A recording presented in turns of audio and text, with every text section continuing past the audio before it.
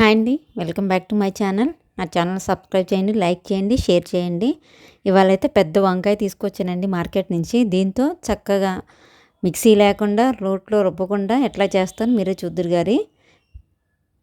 ఈ పెద్ద వంకాయకి కొంచెం ఎక్కువ స్పైసీగా వేసుకుందాం అనుకుంటున్నాను అండి, పచ్చిమిరకాయలు టమాటాలు. అందుకని నేను దానికి ఘాట్లు పెట్టేశాను పక్కన. కొంచెం నూనె బాగా రాసేసి పొయ్యి మీద పెడదామని, అందుకని ఘాట్లు కొంచెం అటు ఇటు 4గా పెట్టుకున్నాను. ఇది ఇంకా పొయ్యి మీద మనం వేడి చేసుకుందామండి. సిమ్లోనే చేయాలి, ఎందుకంటే మళ్ళీ మాడిందంటే చేదు వాసన వస్తుంది. అందుకని నేను స్లోగానే పెట్టుకుంటున్నానండి పొయ్యి మీద. దానికి ఇది తగిలిచ్చాను, కొంచెం గుండు సూది లాంటిది పెద్దది ఉంటే ఇంట్లో తగిలిచ్చానండి. దాని ద్వారా ఇంక నేను మెల్లంగా స్టార్ట్ చేసామాట.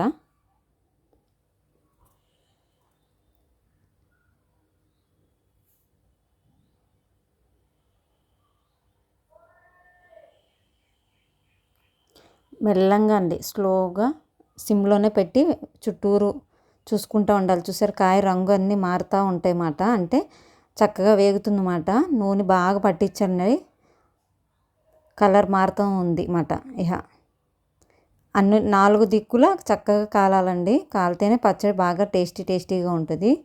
మీరు కూడా ట్రై చేయండి. ఇది పల్లెటూరు పద్ధతిలో అనుకుంటారు, కానీ అది కూడా ట్రై చేద్దామని చేశానండి. బామ్మలు అమ్మమ్మలు వాళ్ళు చేసే టైంలో ఇది చేసేవారంటే ఇట్లా పచ్చడి. మీరు కూడా చూసి నాకు కామెంట్ ద్వారా చెప్పండి. బాగా కాలిపోయింది, కొంచెం ఆరాలండి, వేడిగా ఉంటుంది కాబట్టి కొంచెం చల్లగా అయ్యేదాకా మనం పక్కన పెట్టుకుందాము.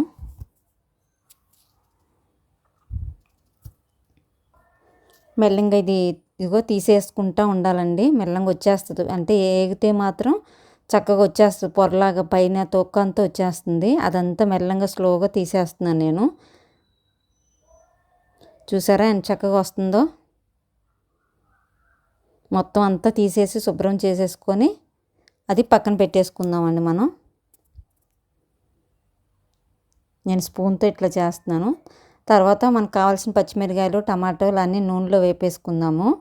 అవి కానీ బాగా మగ్గాలండి, మగ్గితేనే అది మనకి రోటి పచ్చడి చాలా ఈజీ అయిపోతుంది.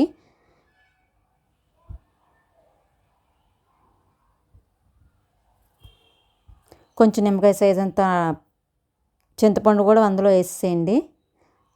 ఆచులతో పాటు కొత్తిమీర, అవి కూడా మొత్తం అన్నీ మగ్గిపోవాలండి. అసలు ఇంత కూడా కనిపించకుండా మగ్గిపోయేటట్టు ఉండాలి.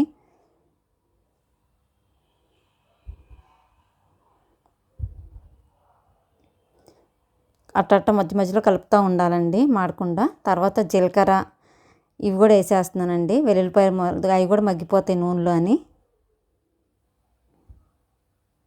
అవి కూడా మెత్తగా మగ్గిపోవాలండి అన్నీ. మళ్ళీ మనం తీసుకున్న వంకాయ వేపింది ఉంది కదండి పొయ్యి మీద, అది కూడా తీసేసిన మిశ్రమం కూడా అందులో కలిపేసేయాలి.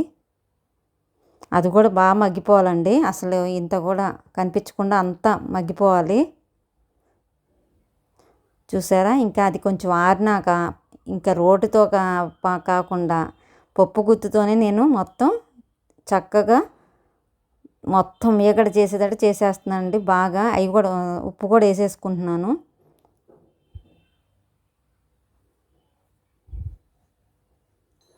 బాగా ఇక తిప్పేసుకుంటూ ఉండాలండి. నేను తాలింపు కూడా పక్కన పెట్టేసుకున్నాను, పక్కన వేసేసుకుంటే బాగుంటుంది. చూసారా ఎట్లా ఎంత చక్కగా ఉందో. మంచి తాలింపు వేస్తే మంచి వాసన, కమ్మటి వాసన వస్తుందండి. ఎందుకు బండ ఎందుకు, ఇంకా మిక్సీ ఎందుకు, మన చేత్తోనే ఈజీగా చేసేసుకోవచ్చు మన పచ్చడి.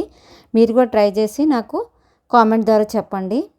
నా ఛానల్ సబ్స్క్రైబ్ చేయండి, లైక్ చేయండి, షేర్ చేయండి, కామెంట్ కూడా చేయండి.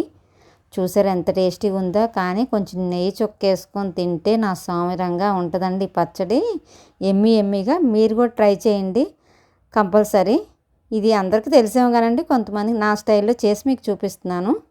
ఓకేనా ఫ్రెండ్స్, మంచి ఆకలి